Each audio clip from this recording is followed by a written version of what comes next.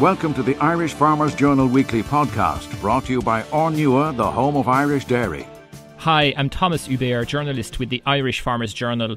Irish dairy farmers have run up a record superlevy bill for the last year of the quota system, and the full details of who is going to pay what and when have emerged in the past few days. My colleague Amy Fitzgibbon asked our dairy editor, Jack Kennedy, why the superlevy is in the news again, hopefully for the last time. We're dealing with a problem here that originated last year, the last quota year, which ended the 31st of March, almost 3 months ago. For every litre that a farmer produced over and above his quota, he got a fine of 28 cents per litre. So effectively, that's the superlevy bill that we're talking about. That's the payment. Farmers knew well in advance that the penalty was coming because they had been flagged for a long time, and effectively now they're just coming to fruition. Okay, and how many farmers will get the penalty? The head of the Department of Agriculture confirmed last week that approximately 6,000 dairy farmers will be faced with a penalty. The country total is somewhere in the region of 69-70 million of a superlevy bill. And is it as simple as an average payment per farmer? No, while the average payment might be, is it something like maybe 11,000 per farmer? I mean, the exposure will range a lot between farms. Some farms will have only oversupplied a very small amount, and maybe you're looking at something like 1,000 or 2,000 euros per farm, whereas others will have oversupplied to a large extent, and you could be looking at bills up to 100,000. So there's quite significant difference in the penalty between farmers. Yeah, definitely. And what do we know about this new superlevy instalment scheme? Yeah, I mean, this is a new scheme effectively because of the last year of the quota scheme.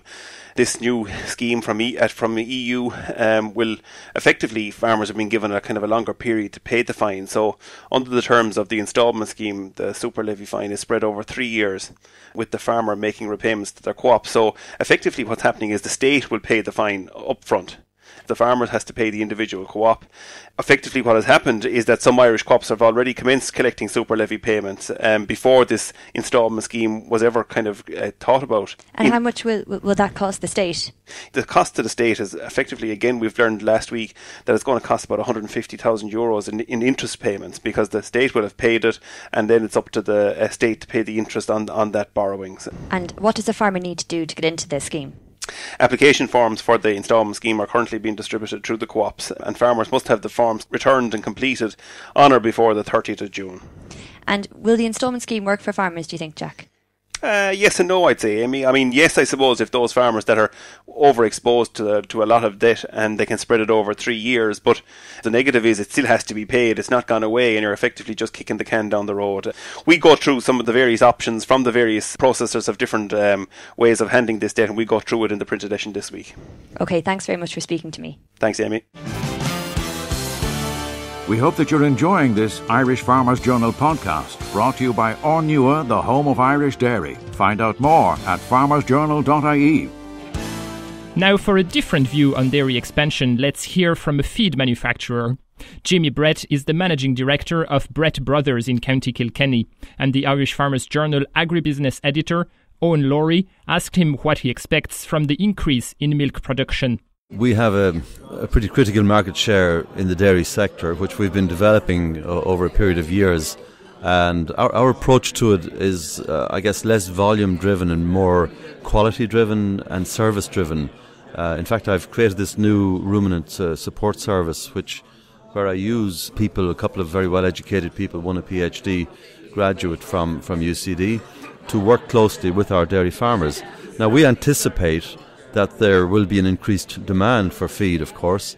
The hoofs are on the ground already. We see an enormous increase in cow numbers in our catchment area, and I'm talking here about Waterford, Tipperary, Kilkenny being the epicentre of our business.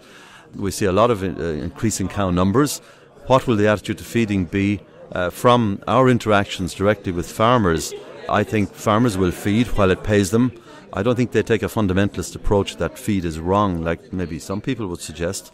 I think they're very pragmatic about this, and obviously it will also be a function of milk price. We're hoping, clearly like everybody, that milk price will be sustainable above 30 cents a litre, but when it dips down very low, there are problems. But where does it become uneconomical to feed? What is that milk price that will make it change? Or from all the information that we're hearing, everybody is told to graze more grass to remain competitive so that we can export all this product. Surely with feeding minerals and compounds, that creates a more expensive base for our cost system?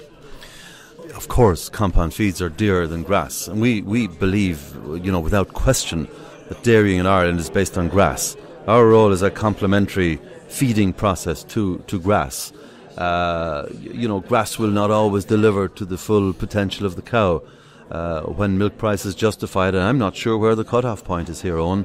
But, generally speaking, over the spectrum of prices we've seen, when grass is tight, for example, people will feed. They will feed because there's an economic response. I wouldn't expect them to feed if there isn't an economic response. Different structures have different costs. Even within the one system, farmers have different costs due to different management systems, or abilities, or grass type. And I actually think, and I'd be quite critical of Teagascin talking all of the time about grass-based industry. But why don't we teach people better how to grow grass? I think the quality of grass management in Ireland is very, very poor. You drive through the country, you see superb grassland management, and then you see fields of weeds where it's very badly managed. I think the emphasis should be on teaching people and educating them how to grow good grass. So dairy farmers have to effectively become grass farmers, is that what you're saying? Dairy farmers are grass farmers. By definition, they have to be. If they're not, they won't survive. The basis of their economic production system is grass.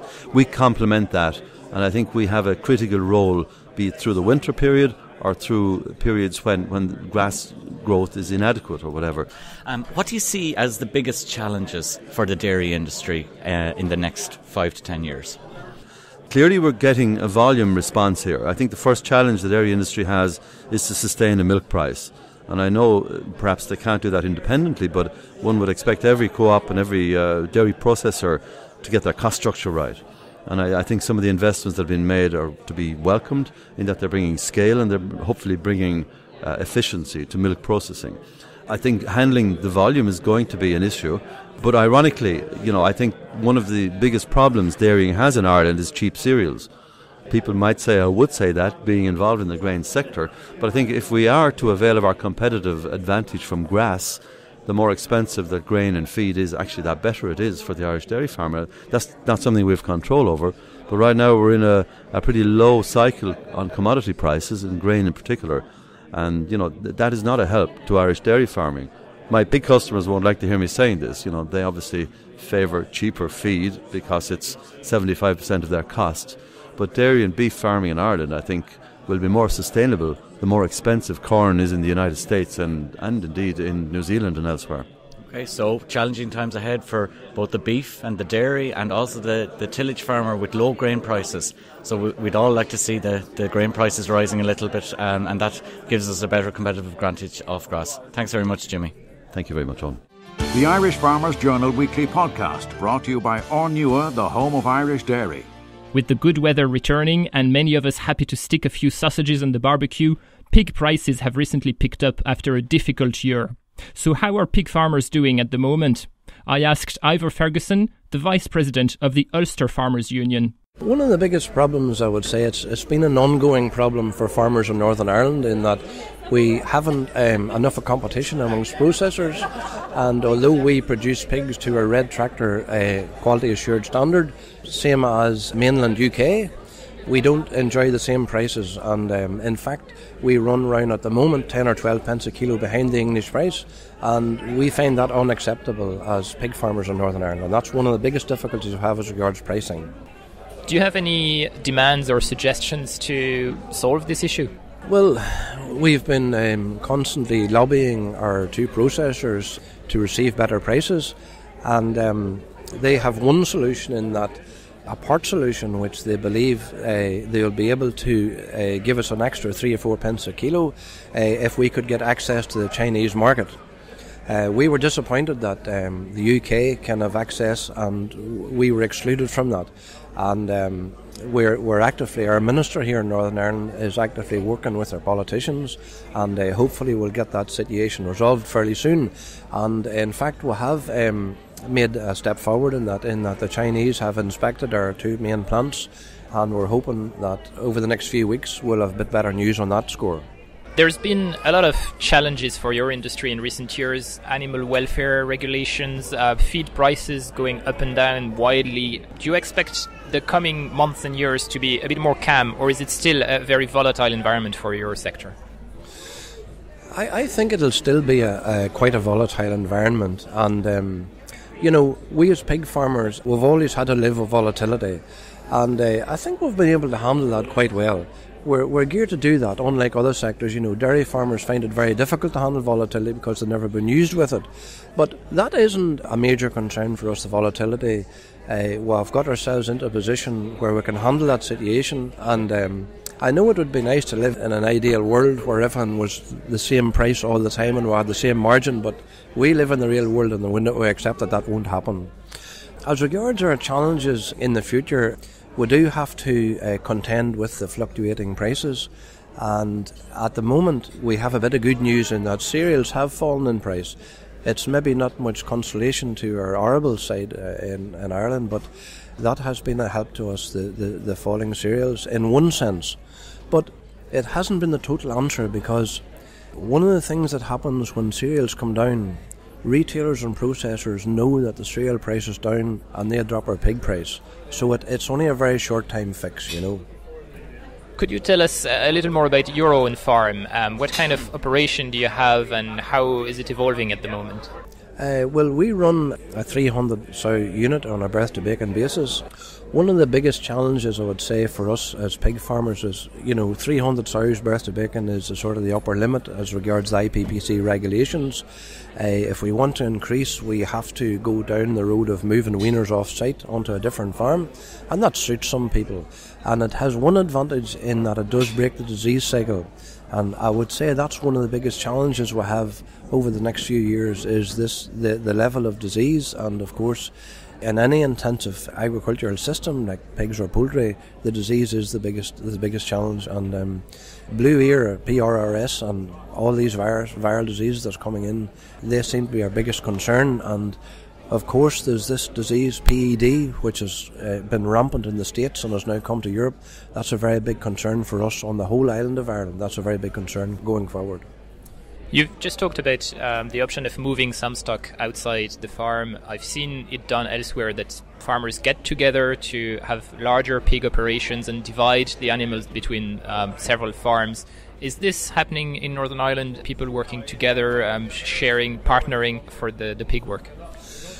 No, it hasn't been working in Northern Ireland, and in fact I don't think it works anywhere in Ireland in the pig sector, and I think that's something that we will have to be looking at in the future.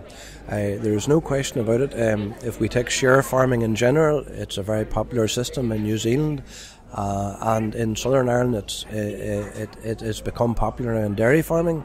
It's only in its infancy, of course, but I would say looking forward that will be the way forward for us. And in the pig sector, it would offer us many advantages, because if we could move pigs off-site at weaners, at small weaners as they're weaned, it would break the disease cycle, and it certainly would be a way forward. And it's something that's a challenge for us and something we'll have to look seriously at in the future. Okay, Ivor, thank you very much. Not at all, thank you.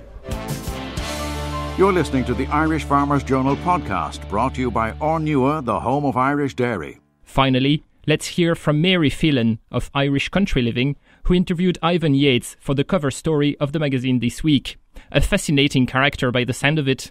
Ivan Yates was a farmer first and foremost. He left school at 16 and ended up taking over the family farm. He worked full-time as a farmer for 3 years and then went into politics. He was a TD by the age of 21. He was a Minister for Agriculture by the age of 35. While he was in politics, he opened Celtic Bookmakers, which was a chain of betting shops around the country. So he was running that business as well. And Ivan is now a broadcaster. He co-presents News Talk Breakfast, so a variety of careers and a very interesting man. And you say he's a cheerful character? He's a very cheerful character. Now, he's been through quite a lot in recent years.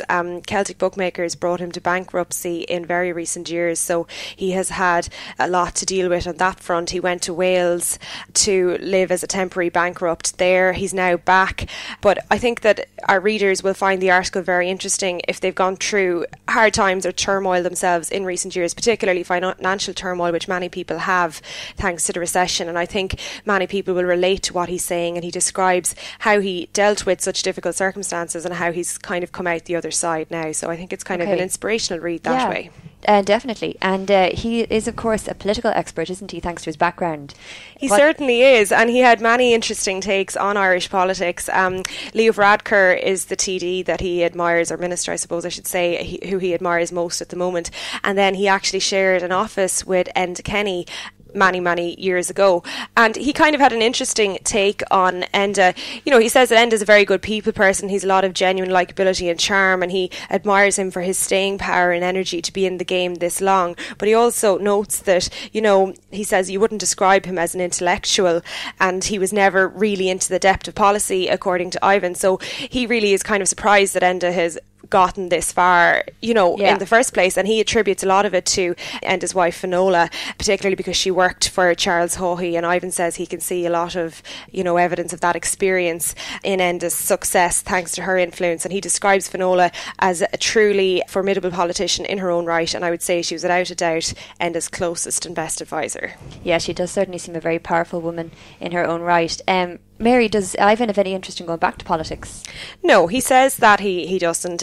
He says he didn't really miss politics when he left it. He seemed to have gotten a great buzz from being an entrepreneur, running Celtic bookmakers. But if he was going to go back to any of his previous careers as such, he says that farming would be the one he would choose. He'd love to be a gentleman farmer. Now, saying that, he's not wearing rose-tinted glasses. He understands the trials and tribulations of farming, that, you know, it's not all fun and games. He doesn't think it's the most profitable profession that there is out there, but it's something that he truly enjoys, and he describes his year in Gerteen Agricultural College as the best year of his life. And of course he was Minister for Agriculture during the BSE crisis. He was, yeah, exactly. So the book Full On, his autobiography, is actually a fantastic read, which I would really recommend people to go out and buy if they've any interest in Ivan Yates. And that book gives a very interesting insight into, from Ivan's point of view as Minister for Agriculture during the BSE crisis, so readers kind of get an inside take on that. Okay, well that sounds great. We look forward to seeing it on the cover. Thanks a million, Mary. The Irish Farmers Journal podcast, online at farmersjournal.ie and on iTunes every Thursday. Brought to you by Ornua, the home of Irish dairy.